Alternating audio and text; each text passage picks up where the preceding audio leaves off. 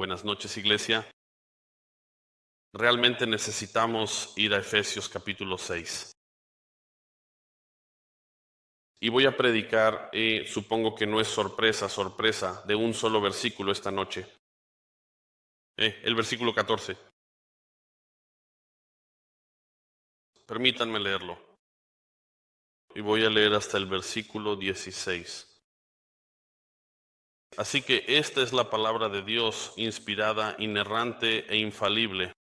Efesios 6:14. Estad, pues, firmes, ceñidos vuestros lomos con la verdad y vestidos con la coraza de justicia y calzados los pies con la preparación para proclamar el evangelio de la paz. Sobre todo, tomad el escudo de la fe con el cual podréis apagar todos los dardos encendidos del maligno. Tomad también el yelmo de la salvación y la espada del Espíritu, que es la palabra de Dios. Ora conmigo. Padre, venimos ante ti esta noche confesando que sin ti somos débiles, somos frágiles, estamos sin esperanza, sin fuerzas. Pero no es así como prometiste que nos dejarías. Tu Hijo, el Salvador Cristo, prometió que no nos dejaría huérfanos, y así ha sido. Él ha cumplido su promesa, y al hacerlo nos ha dado esta porción de las Escrituras para poder resistir. Así que oro ahora para que nos ayudes, Señor, a entender estas cosas, que el verdadero y real Maestro sea tu Espíritu Santo. Al hablar a tu pueblo, que sean animados, fortalecidos e incluso exhortados. Señor, te damos gracias por tu palabra, te damos gracias porque es verdadera. Te damos gracias porque es completa y abarcadora. Enséñanos, te lo pedimos, en el nombre de Cristo. Amén.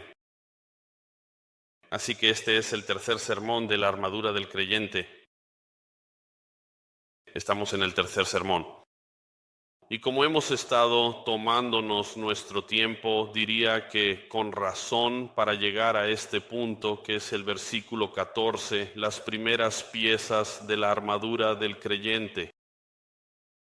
Hasta ahora hemos visto la grandeza de la armadura y no es lo que diría es esto. Gran parte del cristianismo hoy en día piensa que la armadura es grandiosa por las personas que la portan o la usan.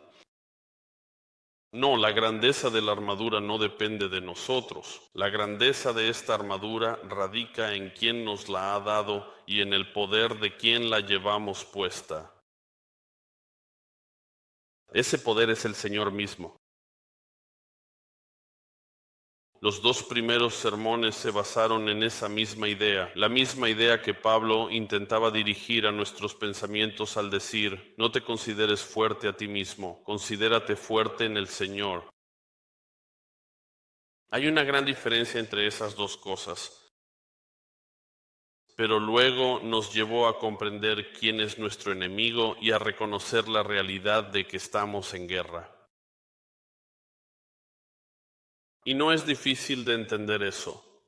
La armadura haría esto de esta manera para facilitarnos el poder mantenernos firmes. Ese es el propósito de la armadura en sí, para enfrentarnos al ataque y a las artimañas, como dice la Escritura aquí, las artimañas del diablo. Y esa es realmente la única manera en que vamos a poder hacerlo. No podemos mantenernos firmes sin depender del Señor y de lo que Él nos provee. Intentar resistir con nuestras propias fuerzas es perder. Muchos cristianos, creo yo, que están desanimados es porque han enfrentado la guerra espiritual con sus propias fuerzas y pierden. Y pierden considerable y consistentemente. Porque hay que considerar, como hice la semana pasada, los métodos que nuestro adversario usa contra nosotros. Y para hacer un repaso rápido, mira el versículo 12, porque dice: porque nuestra lucha no es contra carne y sangre. dice, sino contra principados, contra potestades, contra los gobernadores de las tinieblas de este siglo, contra huestes espirituales de maldad en las regiones celestes. Él dice, para describirte esto y que entiendas a tu enemigo y sus métodos, puedes ver que primero comienza con los gobernantes espirituales, fuerzas demoníacas de alto rango que operan en un ámbito amplio. Luego lo reduce un poco y habla de potestades, contra potestades, demonios que tienen un enfoque láser para atacar de manera individual. Y lo hacen bien. Las fuerzas mundiales se refieren a gobernantes demoníacos que moldean ideologías, gobiernos, instituciones en todo el mundo, formando las ideas de las personas para que crean cosas que son falsas, doctrinas de demonios. Las fuerzas espirituales, la última categoría, consisten en una obra constante, abrumadora y maligna de fuerzas demoníacas que operan en lugares invisibles. Así que ves esto y piensas que esto es un alcance tan amplio. ¿Cómo no vamos a desanimarnos si el enemigo es más inteligente, más fuerte y más poderoso que tú? Y eso es cierto, lo es. Pero también 1 Juan 4:4 también es verdad. Mayor es el que está en vosotros que el que está en el mundo. Así que permanecemos todos realmente firmes en la armadura que se nos ha dado. Así que esta noche voy a hablar sobre las dos primeras piezas de la armadura que son los 2 puntos. Es el cinturón de la verdad y la coraza de la justicia. El cinturón de la verdad y la coraza de la justicia. Así que el versículo 14 comienza de esta manera, el cinturón de la verdad. Él comienza el versículo en sí. Dice, estad pues firmes. Lo digo en serio. Al final de todo, ahora debes mantenerte firme y todo lo que has entendido hasta este punto. Ahora estamos en el capítulo 6. Dice que ya sabes lo que dice el capítulo 1, el capítulo 2, 3, 4, 5 y ahora estamos en el capítulo 6. Y con toda esta información que tienes, ahora es el momento de permanecer firme. Y lo que él dice es, lo que estoy a punto de decirte te equipará para mantenerte firme, ser constante, estar bien plantado, inamovible. La pieza descrita, o las piezas, descritas en nuestro pasaje más adelante, las 6 piezas de la armadura, están descritas, creo yo, en 3 categorías. Hay muchos maestros que dicen que en realidad solo hay 2 categorías. Son ofensivas y defensivas. Yo creo que no es así. Creo que son 3 categorías y lo entenderás por qué. Vamos a repasar un poco esto, lo que vas a ver en los próximos sermones. Pero dicho simplemente, hay 3 categorías. Son preparación, protección, y luego te voy a dar una palabra que ya no usamos, pero sígueme el hilo. Pugilístico, ¿de acuerdo? Pugilístico es simplemente una palabra que significa boxear, pelear o combatir. Es de 1 Corintios 9:26, donde Pablo dice, no peleo como quien golpea al aire. Así que tenemos estas 3 categorías. Así que aquí vamos. Es preparación, es protección y es pugilística. Entonces, en la preparación lo que tendría sería el cinturón y los zapatos, y luego en la protección estarían la coraza, el casco y el escudo. Y luego, pugilístico, lo adivinaste, sería la espada. Así que piensa en lo que estamos a punto de analizar. Muchas de estas piezas de la armadura se basan la mayoría es protectora. Y luego, en segundo lugar, estaría la preparación.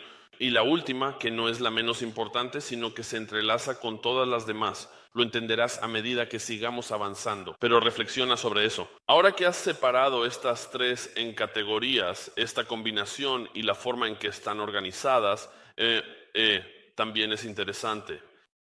Tienes una combinación que son las primeras, tienes el cinturón y tienes la coraza. Así que tienes preparación, protección. Los siguientes dos serían lo mismo, serían preparación y protección una vez más, y el último será protección y pugilístico. Te lo dejo ahí para que lo consideres por ti mismo, para que vuelvas y estudies esto por tu cuenta mientras repasamos toda la armadura. Así que despertando tu interés para que lo hagas por ti mismo. Pero escucha esto, ¿qué es el cinturón de la verdad? ¿Qué es el cinturón de la verdad? No tenemos que buscar lejos de Efesios, lo cual es algo genial. Pensé para mí mismo, si algo va a explicar qué es el cinturón de la verdad, sería Efesios. Porque él no ha estado hablando de cosas fuera de estas ideas. No lo fue. Pero antes de hacer eso, piensa en esto, solo en el hecho de ceñirte a ti mismo. Habla sobre esto, dice, manténganse firmes, ceñidos sus lomos con la verdad. Nosotros no usamos este lenguaje, así que expliquemos esto, vamos a analizar esto. ¿Qué significa ceñirse los lomos? De acuerdo. No nos vestimos como lo hacían en el primer siglo, así que esto será más fácil de entender para ti, pero también ayudará incluso dentro de nuestra propia sociedad a cómo lidiamos con algo tan simple como un cinturón. Pero en aquellos días los hombres usaban túnicas, especialmente los guardias romanos usaban túnicas un poco más abajo, unas 3 pulgadas más abajo de la mitad del muslo. Y lo que hacían era que cuando tenían que correr a ciertos lugares y corrían a todas partes, una cosa sobre los centuriones romanos es que normalmente no se les permitía caminar a ningún sitio, a menos que ya hubieran llegado a algún lugar, entonces marchaban. Pero si ibas a ir a algún lugar, tenías que correr. Así que para no enganchar tu túnica te la ceñías. La enrollaban y la metían dentro de un cinturón ajustado. Podríamos llamarlo cinturón, pero es diferente a los cinturones que usamos hoy en día, para no tropezar con nada ni enganchar su prenda en algo a su alrededor. Así que esto es ceñirse a uno mismo, y más adelante les voy a dar algunos ejemplos más de las propias escrituras que hablan de esto. Pero ¿qué es este cinturón de la verdad? ¿Y por qué Pablo usa esa ilustración? Es porque él está bajo arresto domiciliario, bajo el cuidado de los guardias romanos. Está mirando a los guardias romanos y diciendo, oye, esa es una buena ilustración. Les voy a decir que eso no es lo que él está haciendo. Eso no es lo que él está haciendo principalmente. Entonces, ¿qué es el cinturón de la verdad? Primero se los voy a decir. Voy a repasar ahora 4 subpuntos para entender lo que realmente es, al menos para que entendamos de qué está hablando cuando dice el cinturón de la verdad. Él se refiere a esto. El número 1 es la solidez del Evangelio. Solidez del Evangelio. También podrías llamarlo claridad del Evangelio. Esto lo hemos visto en el capítulo 1, Efesios 1:13. 1, y mira el versículo 13, Efesios 1:13. Dice, en él también ustedes, después de escuchar el mensaje de la verdad, esa es la misma expresión, ¿verdad? El mensaje de la verdad, que es ¿qué? Él nos lo dice ahí mismo, el Evangelio de vuestra salvación. Habiendo también creído, fuisteis sellados en él con el Espíritu Santo de la promesa, quien es dado como garantía, ese es el Espíritu Santo, de una herencia con miras a la redención de la posesión de Dios, para alabanza de su gloria. Entonces, primero, ¿qué es esto? El cinturón de la verdad es la claridad del Evangelio, la solidez del Evangelio. Es el propio Evangelio. Y él nos lo dice ahí mismo. Al escuchar el mensaje de la verdad, el propio cinturón es lo que mantiene todo unido. ¿Lo entiendes? El Evangelio es lo que mantiene todas estas cosas unidas. Sin claridad en el Evangelio, ¿qué hay? No hay salvación, no hay buenas noticias.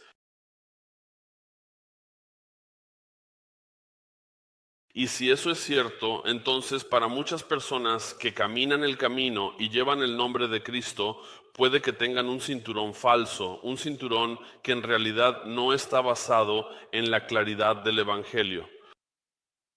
Míralo de nuevo en Efesios 1:18. Él dice esto: oro para que los ojos de su corazón sean iluminados. Y vamos a notar lo que él dice ahí, el corazón. Que los suyos sean iluminados para que sepan cuál es la esperanza de su llamado, el llamado del Evangelio, cuáles son las riquezas de la gloria de su herencia en los santos y cuál es la extraordinaria grandeza de su poder para con nosotros los que creemos. Esto es conforme, en conformidad, con la eficacia de la fuerza de su poder. La verdad del cinturón, el verdadero poder del cinturón es en realidad el Evangelio. Así que él señala esto, lo destaca claramente, lo subraya de manera enfática. ¿Y qué más hace después de eso? Vuelve a Efesios 6 y observa lo que hace, porque esto es una cita directa. Ceñidos vuestros lomos con la verdad. Esto es una cita directa de Isaías 11. ¿Qué vemos en Isaías 11? Acompáñame a Isaías 11. ¿Y por qué usa Pablo Isaías 11 en este caso?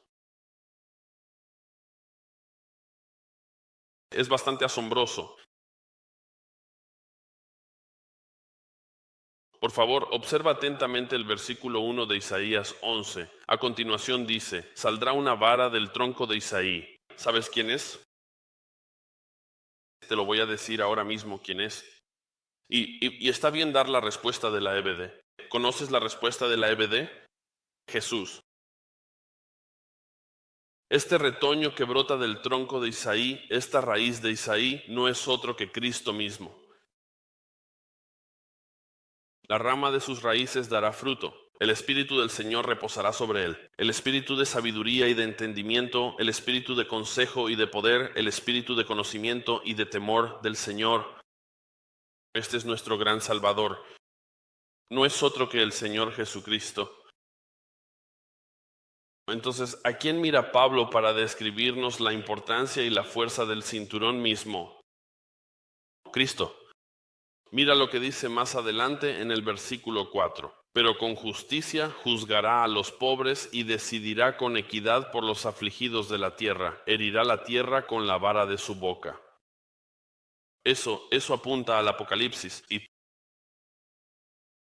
con el aliento de sus labios matará al impío. Y luego el versículo 5. La justicia será el cinturón de sus lomos y la fidelidad el ceñidor de su cintura. ¿Qué nos está diciendo aquí?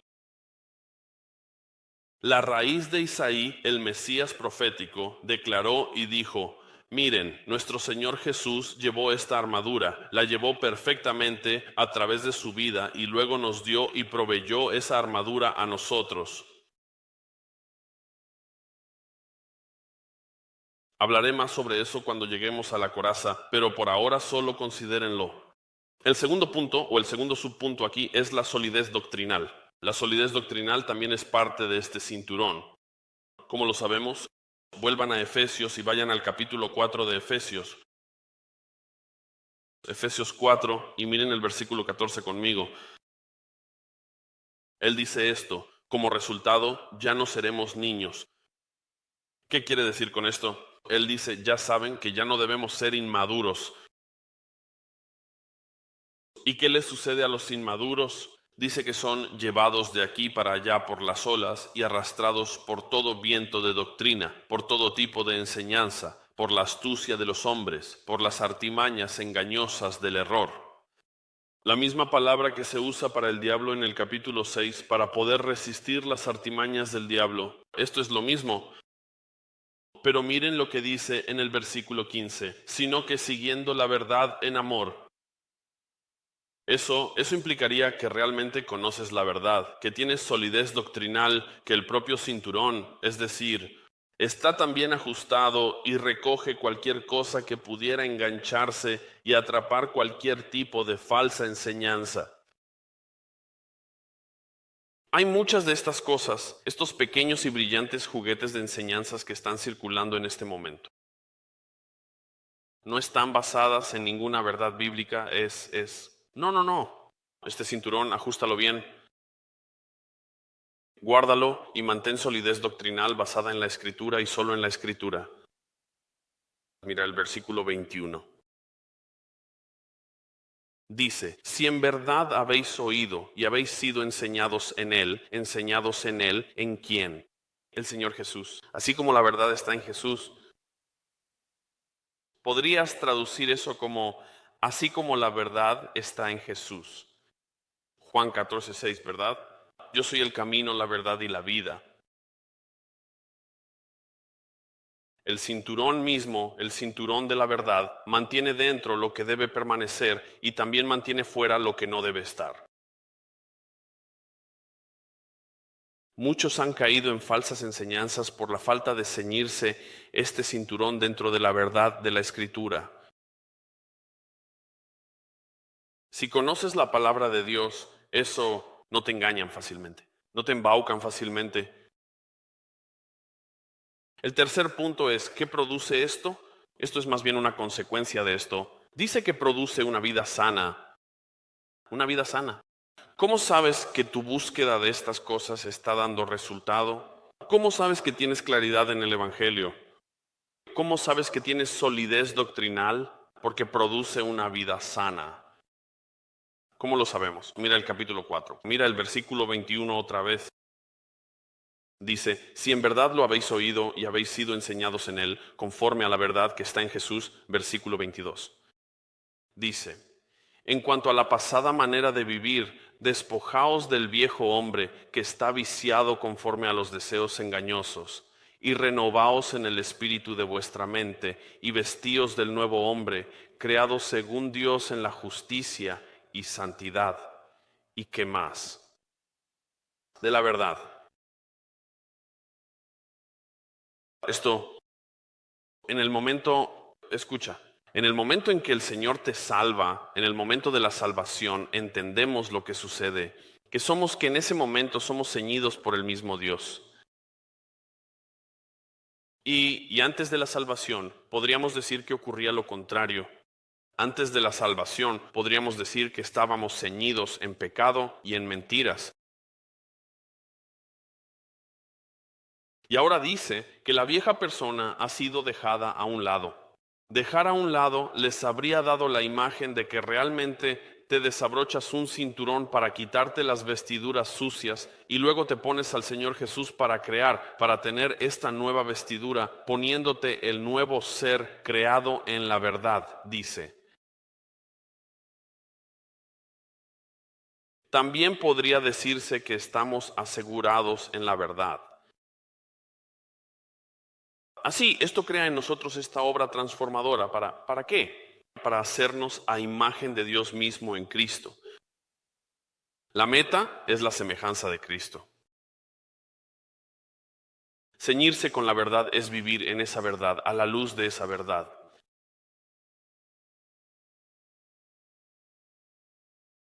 Así que quiero que incluso ahora, mientras reflexionamos sobre esto, pienses en lo importante que es simplemente el cinturón.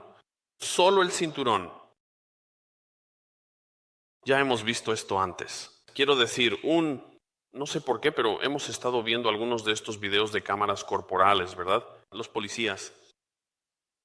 Y sabes, el tipo que siempre atrapan es el que lleva los pantalones como a medio muslo, ¿verdad? O sea, ¿qué tan tonto puedes ser? ¿De verdad crees que vas a escapar? Incluso si llevas un cinturón y los pantalones caídos, te van a atrapar. Ahora piensa en una analogía para nosotros mismos. Es como si pudiéramos decir, al ceñirnos con el cinturón de la verdad, podríamos decirnos unos a otros, súbete los pantalones, ajústate el cinturón, no sabes cuándo vas a tener que pelear.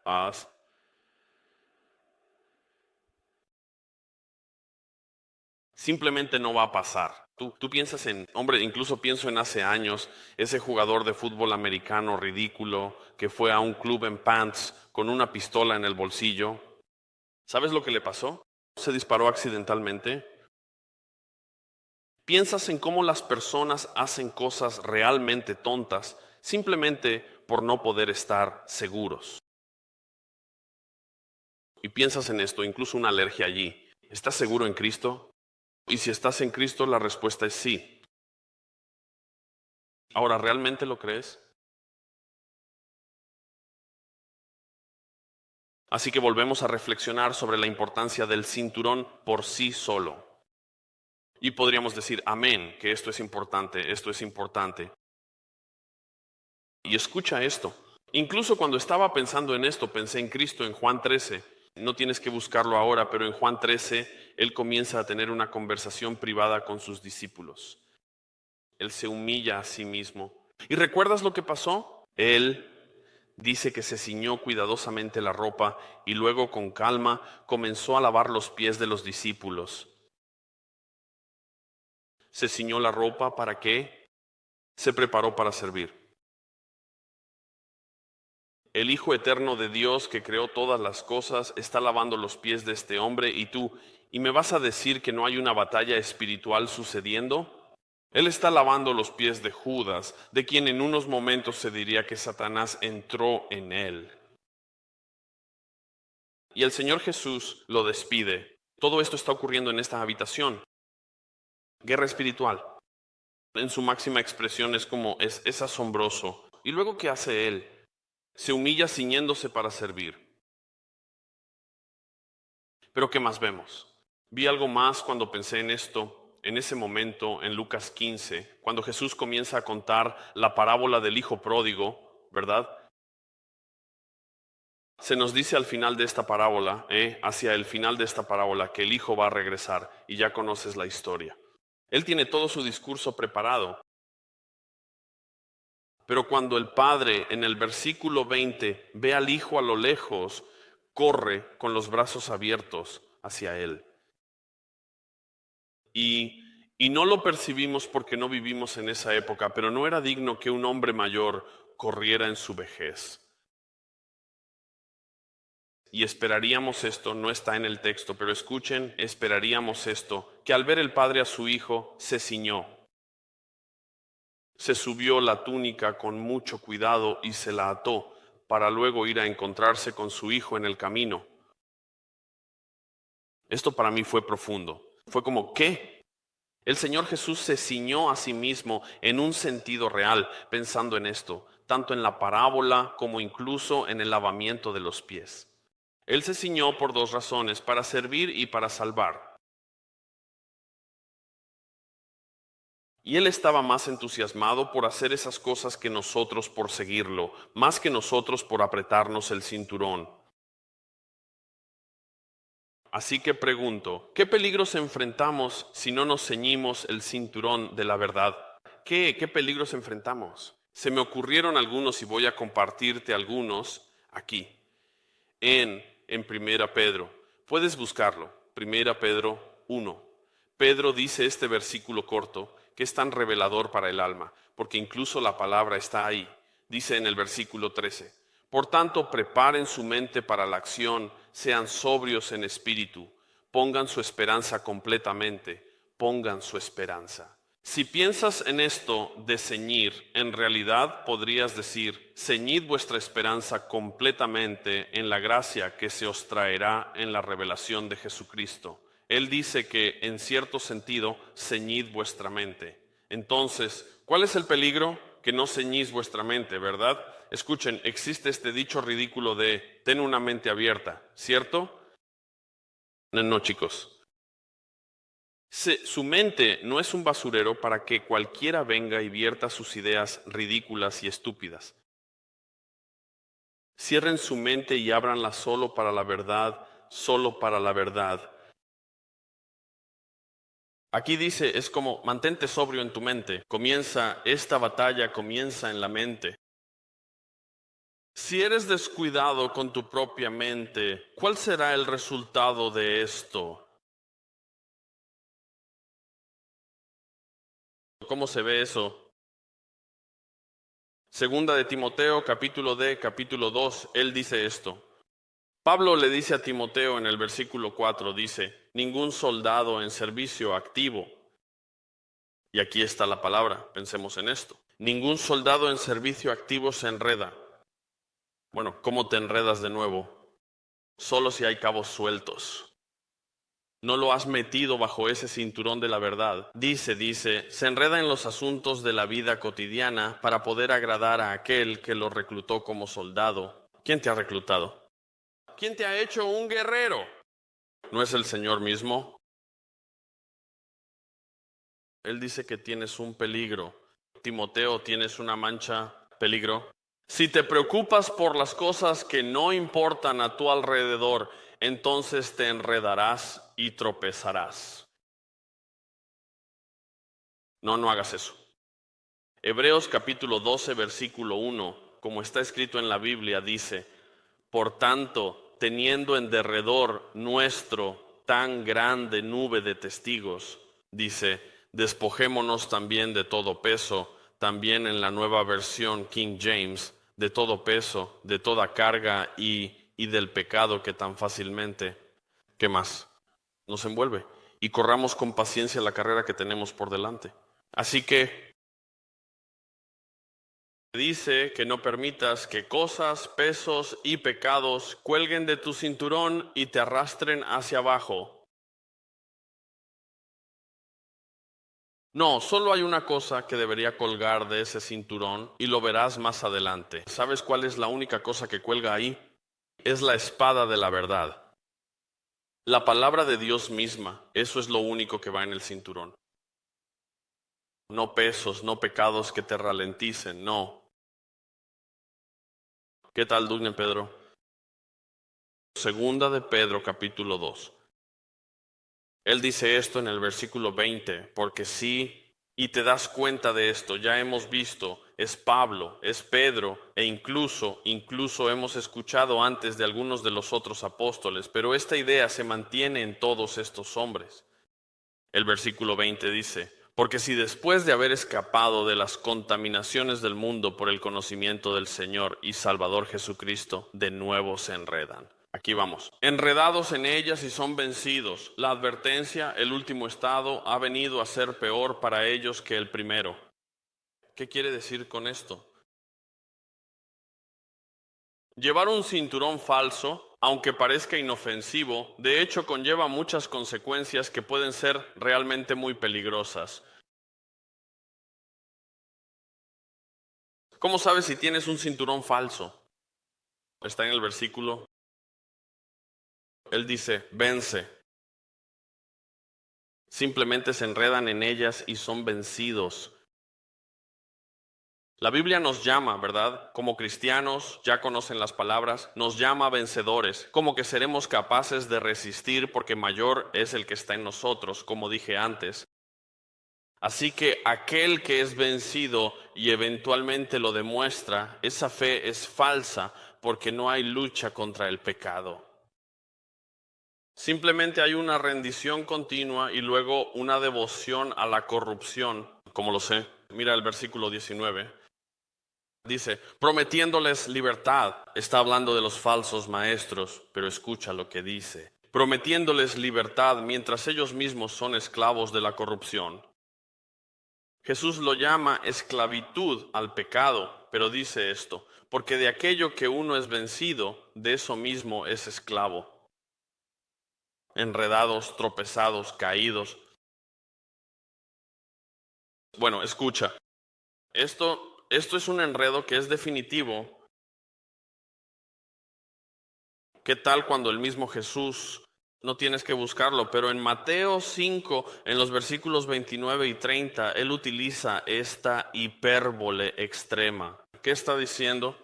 Si tu ojo te hace tropezar, sácalo. Si tu mano derecha te hace tropezar, córtala, échala de ti, dice, porque es mejor entrar en el reino de Dios, ¿verdad? Sin ella, que todo tu cuerpo sea echado al infierno, básicamente. Así que esa es la idea. Entonces, ¿qué es esto? El creyente puede, escucha, el creyente puede tropezar. Tropiezan, no tengo que decírtelo. Te lo puedo decir ahora mismo y tú dirás, amén, yo tropiezo todo el tiempo. Ellos tropiezan y nosotros también porque tenemos cabos sueltos. Sí los tenemos. Tenemos pecado residual, este cuerpo de muerte, este Romanos 7, pero no se quedan ahí. El creyente toma acción y se saca el ojo y se corta la mano.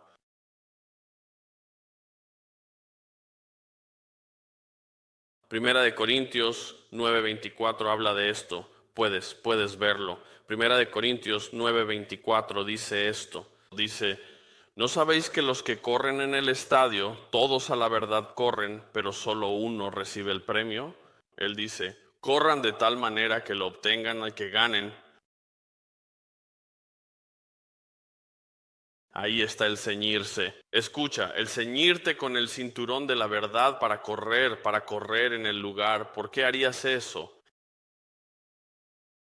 Y luego, ¿qué tan ridículo te verías si te ciñes con la verdad y corres hacia atrás? No, esto es para correr. Nosotros corremos. Pablo dice que corremos. ¿Corremos hacia dónde? Corremos hacia Él. Corremos para ganar. No para ganar la salvación. No para ganar la salvación. Corremos porque nuestra motivación es Cristo y el premio es Cristo. Y luego cuando estamos en la verdad, cuando nos ceñimos ese cinturón, Él dice que tenemos la solidez del Evangelio. Y eso motiva a correr. Mi segundo punto es la coraza de justicia. La coraza de justicia. Vuelvan a Efesios. Este es el segundo, y quiero que presten atención a algo. Dice así, y habiéndoos puesto la coraza de justicia, sigan conmigo en esto. Y sé que a veces la gramática es aburrida, ¿de acuerdo? Lo entiendo, pero quiero que recorran esto conmigo. La siguiente pieza de la armadura se abre con la puesta. Habiéndoos puesto. La frase es interesante por dos razones, ¿de acuerdo? Dos razones. Porque primero, la frase asume que la coraza ya está puesta. ¿Ven eso? Y esto muestra este siguiente paso hacia una parte protectora de la armadura. Ya está puesta, ¿verdad? Eso no parece gran cosa, pero escuchen esto. Y entonces la segunda parte es esta. El ponerse es una repetición del versículo 11. ¿Ven el versículo 11? Dice, poneos toda la armadura de Dios. Pero cuando lo escribió en el versículo 11, lo escribió en el imperativo aoristo, lo que significa esto. Y el imperativo aoristo significa esto, que hay un ser continuo, un ponerse continuamente, estar poniéndose la armadura. Así que tenemos eso, pero no en el versículo 14. En el versículo 14, cuando habla sobre la coraza, dice, y habiéndoos puesto. La misma expresión ahora en un verbo, pero ahora está en el participio aoristo, lo que significa esto, que depende de mantenerse firme. Entonces, ¿qué significa eso? Porque eso siquiera importa. La coraza está puesta, la coraza está en su lugar y tu capacidad de mantenerte firme está directamente ligada a la coraza. Esto va a ser muy importante porque cuando empiece a explicar las corazas, vas a entender tu propia vulnerabilidad. Y la idea de todo esto es que ya está puesta, esta conexión es muy clara. Esta coraza no es opcional. No podrás ni puedes mantenerte firme sin ella. Es imposible. Mirar. Una vez más, quiero que observes algo donde Pablo reúne todo esto, toda esta ilustración. Él vuelve a Isaías otra vez. Mira Isaías 59. Y verás por qué esto importa, incluso la gramática de todo eso. Isaías 59 en Efesios 6:14, él cita el versículo 17 de Isaías 59. Pero no quiero empezar ahí, quiero que mires el versículo 13. Y te daré un atajo incluso ahora.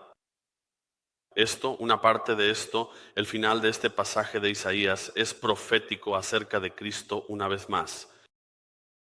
Pero así es como yo diría, como empezaría a abrir, a desarrollar esta idea de la coraza. Así que el versículo 13 dice, transgrediendo y negando al Señor y apartándonos de nuestro Dios, hablando de opresión y rebelión, concibiendo y pronunciando desde el corazón palabras mentirosas, así como la justicia se ha vuelto atrás y la rectitud se mantiene lejos, porque la verdad ha tropezado en la calle y la rectitud no puede entrar.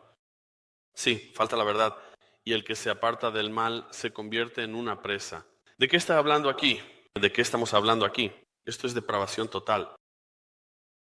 Esto es, ¿entiendes esto? Él dice, ¿sabes esto acerca de ti mismo? Todos deberíamos saber esto sobre nosotros mismos, que esto somos nosotros. Esto somos nosotros. Esto refleja lo que Dios haría, lo que tendría que hacer para llevarnos en cierto sentido al final de nosotros mismos, que es sostener un espejo y decir, mira, tú no eres justo.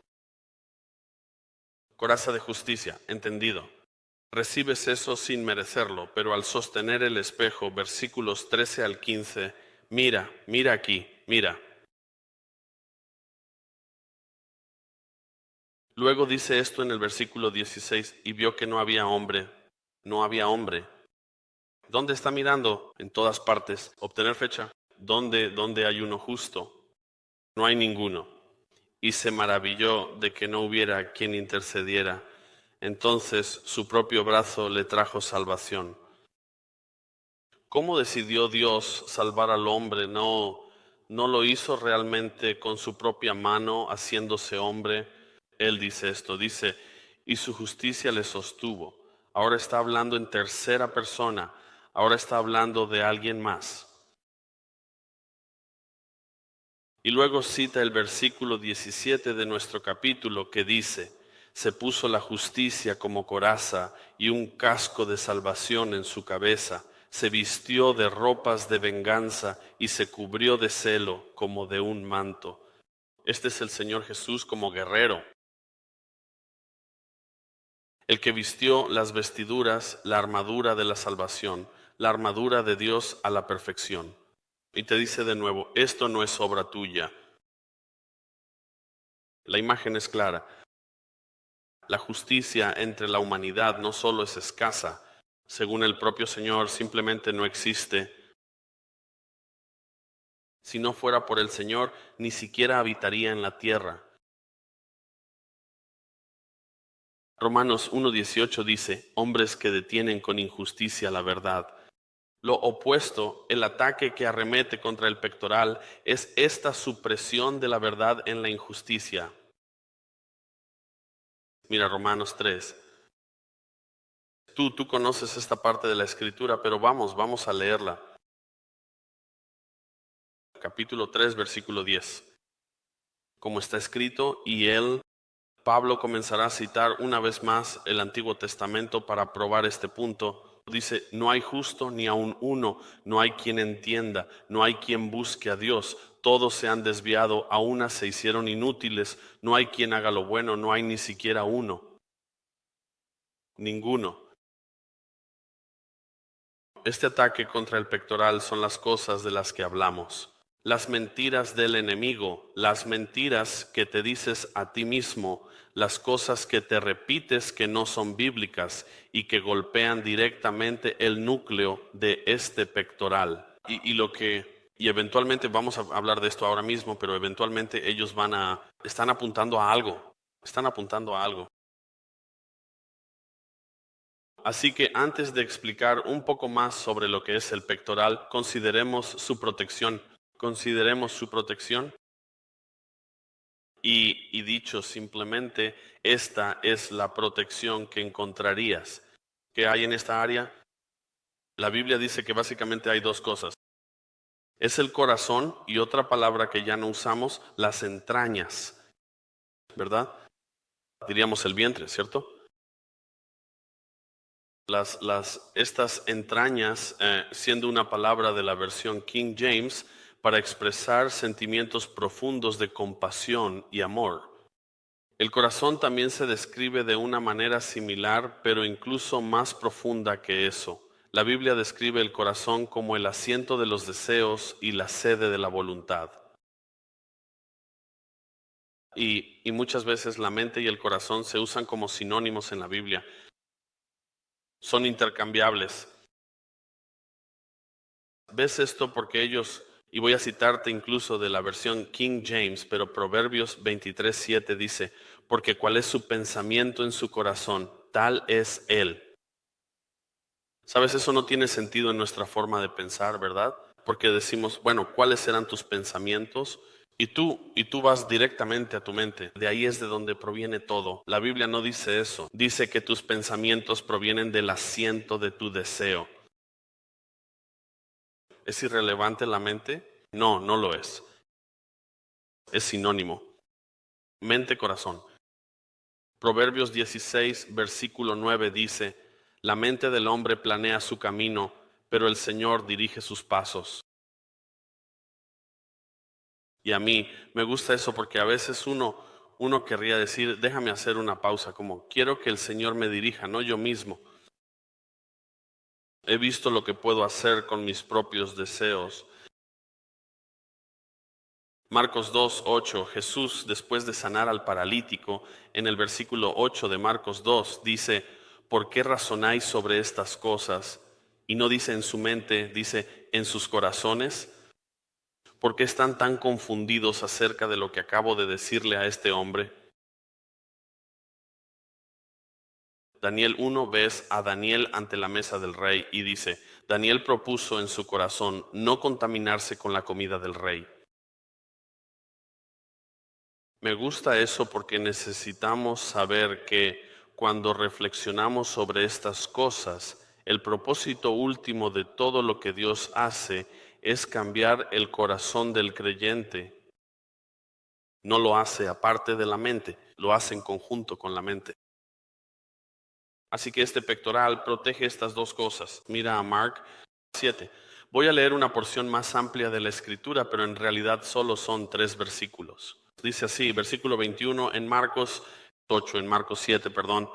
Dice, porque de dentro del corazón de los hombres salen los malos pensamientos, las fornicaciones, los hurtos, los homicidios, los adulterios.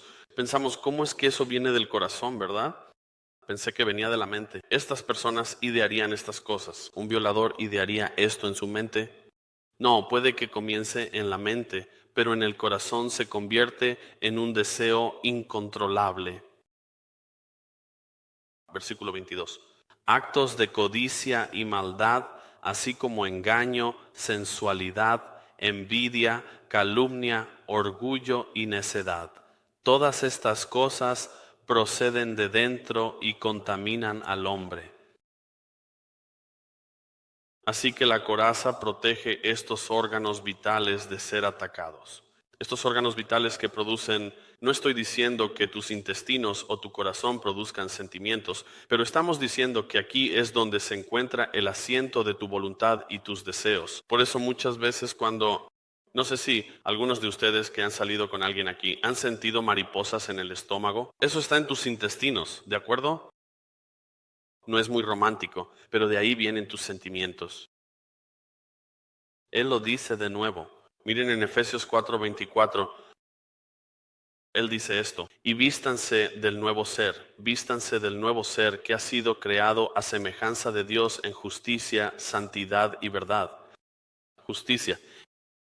Esto ha sido creado en justicia. Para este propósito caminas por la tierra. Para este propósito ella te ha salvado. Efesios 5:9 dice, porque el fruto de la luz consiste en toda bondad, justicia y verdad. Entonces, ¿qué es la coraza? Si sabemos lo que protege, ¿qué es?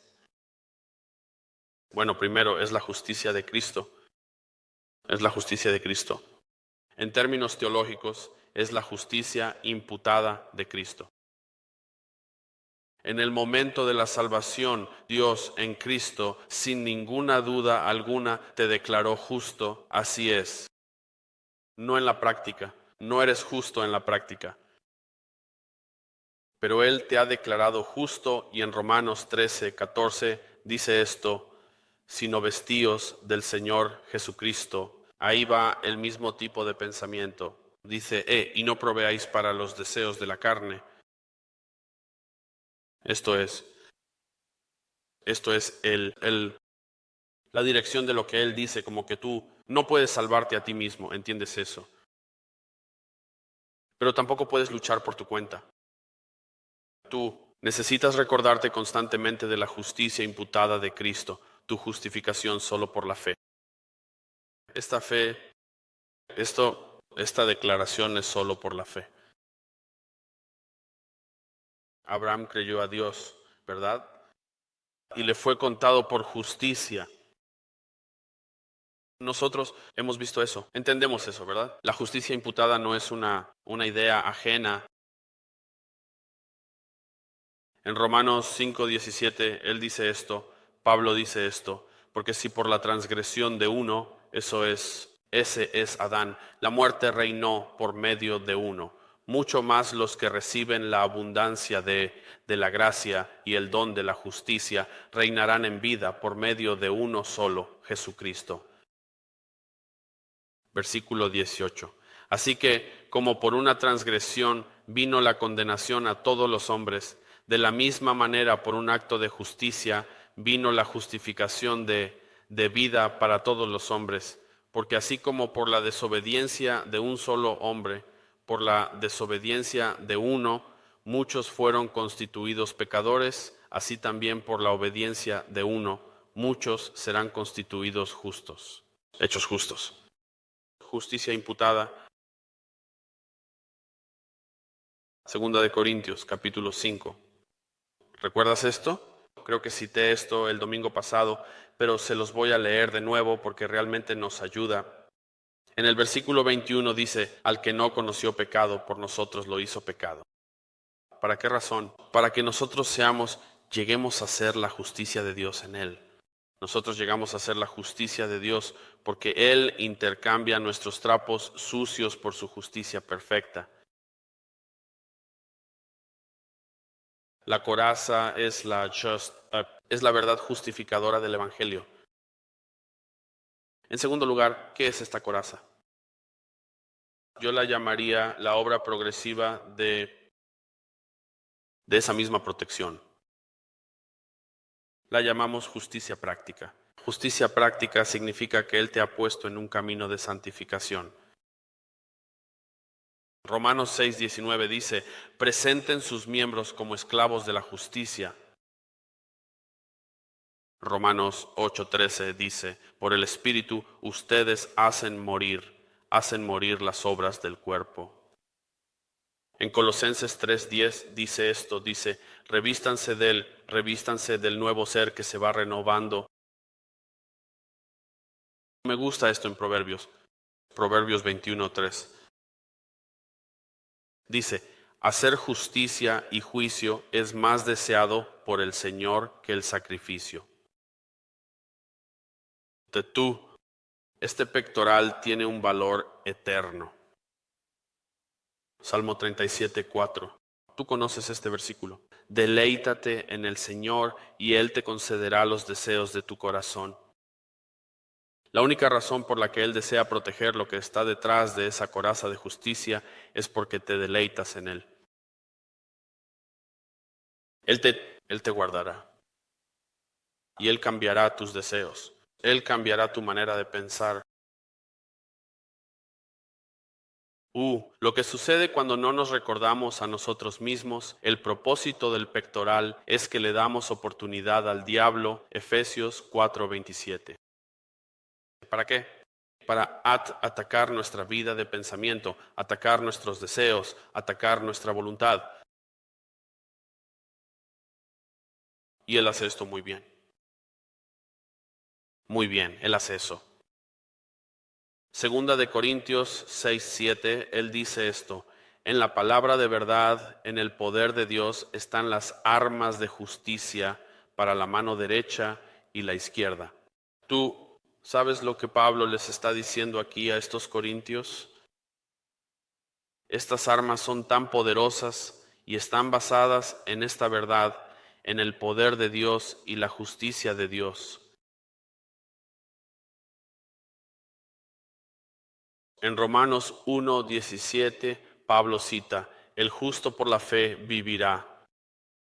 Eso no es un concepto nuevo porque él citó de Habacuc capítulo 4, capítulo 2:4. Y la idea simple es, lo que está diciendo es esto, confiar en el Señor y encomendarle a Él lo que ya te ha provisto para la victoria. Ya lo tienes. Ahora, ¿qué vas a hacer con eso? ¿Te vas a recordar a ti mismo lo que es? ¿O vas a dejar cabos sueltos por ahí, quizás? ¿Y te olvidarás de la justicia que se encuentra solo en Cristo? No, no puedes hacer eso. Y para terminar, acompáñame a Romanos 13 para cerrar aquí. Romanos 13,